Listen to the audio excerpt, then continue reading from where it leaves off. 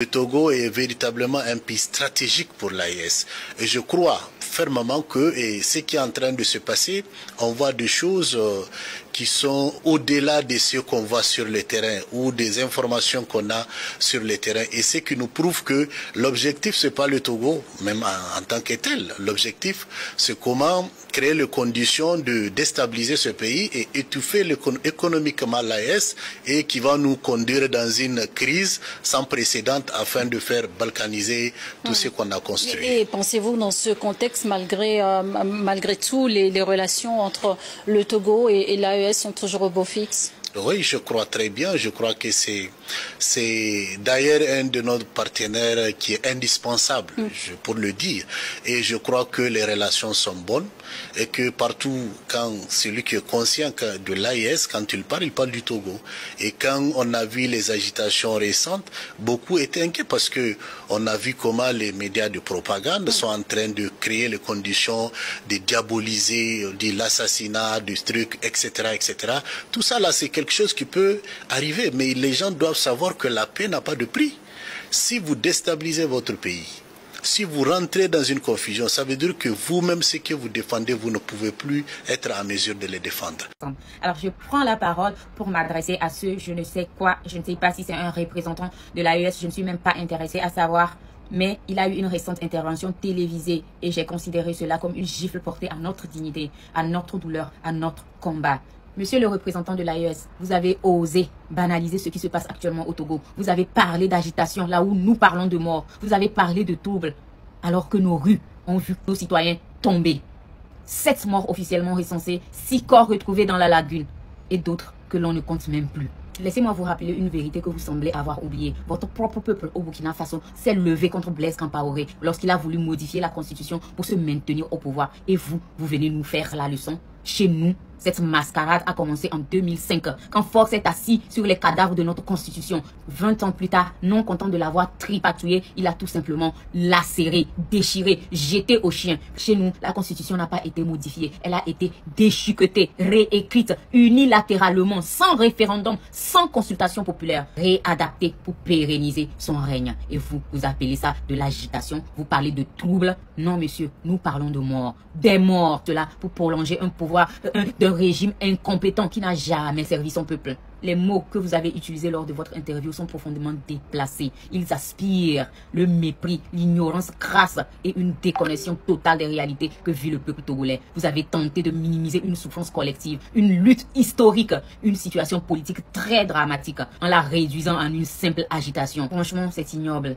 Je n'aime pas utiliser les insultes, ce n'est pas de mon habitude. Mais quand je vous vois, quand je vous entends, quand j'observe votre morgue satisfaite en parlant de notre peuple, tout en piétinant nos morts et notre dignité, j'ai bien du mal à me retenir. J'ai bien envie de vous dire que vous êtes un mouton, mais je ne vais pas le dire. Il n'y a qu'à voir votre tête et vos propos serviles. Vous boutez là où on vous donne de l'herbe, sans réfléchir, sans dignité, sans honneur. Comment osez-vous vous exprimer sur une révolution populaire que vous ne comprenez pas, que vous ne vivez pas et qui ne vous intéresse manifestement pas? Ce qui vous intéresse, c'est la stabilité de vos privilèges assurés par Fort Gnassingbé. Ce qui vous intéresse, c'est le port de Lomé et les petites informations qu'on vous revend sous la table. C'est donc à ça qu'a servi notre agent public pour acheter Pegasus. Oui, on le sait, pour surveiller et contrôler la population et non pour développer et libérer. Juste pour vous vendre des informations, pour gagner de la crédibilité. Fort Gnassingbé est un manipulateur incompétent. Son seul pouvoir, sa seule intelligence, c'est d'acheter l'intelligence des autres, car il ne l'est pas lui-même. Vous avez renversé Blaise Compaoré pour cette raison, dans un élan de courage et de responsabilité historique. Aujourd'hui, vous osez nous reprocher notre soulèvement. Quelle ironie, quelle ingratitude, que cela soit bien clair, que ce soit la dernière fois.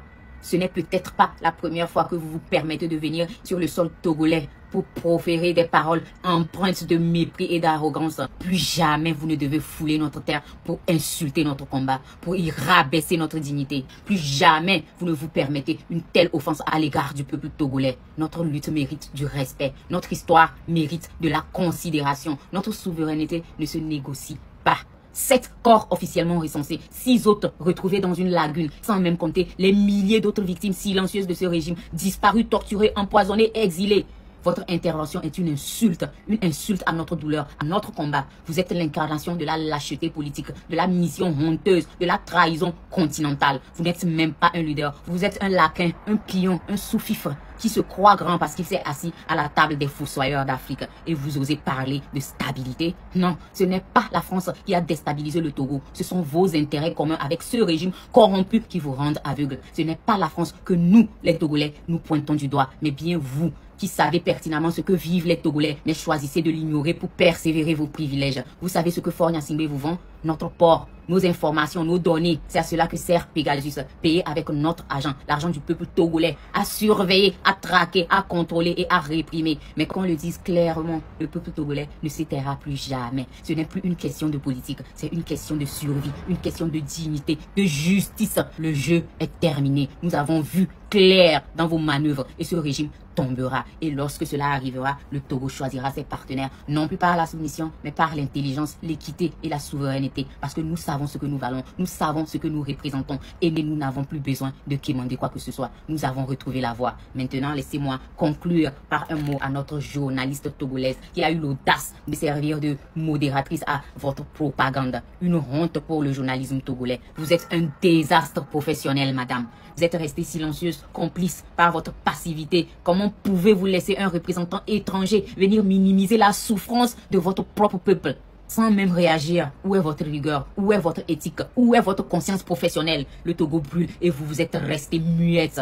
Comment peut-on ignorer la gravité de ces propos et lui poser comme si de rien n'était des questions fades sur les relations AES-Togo?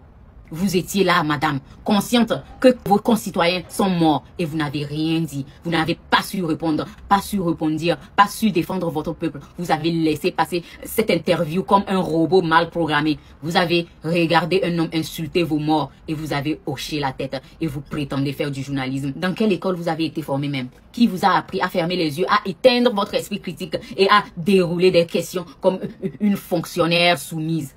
Vous avez trahi votre métier et vous avez trahi votre peuple. Monsieur le représentant ou porte-parole de l'AES, plus jamais, je dis bien, plus jamais, vous n'aurez le droit de venir sur ces plateaux togolais ou ailleurs même pour rabaisser notre lutte, insulter notre intelligence, mépriser notre douleur. Ce sera la dernière. Le Togo se lève, le Togo s'unit, le Togo ne pardonne plus. Et tous ceux qui se rendront complices seront comptables de leurs actes devant l'histoire. Merci de m'avoir écouté et que ce message résonne partout où la dignité des peuples est encore piétinée par l'arrogance des serviteurs du pouvoir.